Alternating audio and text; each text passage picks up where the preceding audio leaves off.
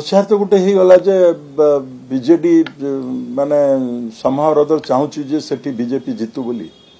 eighty तो fast to प्रचार है नॉमिनेशन आगु बीजेडी चाहूची बोली किंतु मु जानने एटा केमती काहे भलिया प्रचार है सेटा आपण माने जानिबे you are in the field मु तो मोर गोटे बाहाघर पिलार थिला 22 तारीख रे खरियार रोड रे मु ता कहली भणजा तो तुम मो बाहाघर को सेठी जीवी ना तो तुम भोजी को मु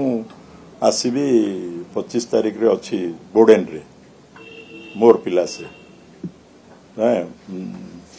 तो तार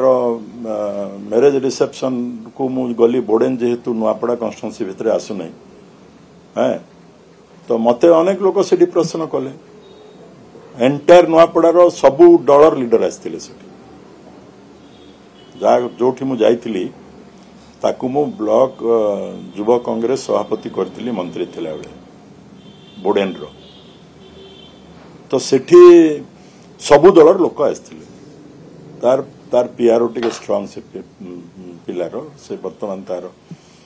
तो समस्ते मते कहले जे आपण सीरियसली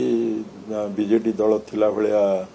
कैंडिडेट रु जहा जना पडुछि जे आपण माने जितिबा पे 17 इलेक्शन लडुचंती ना कोन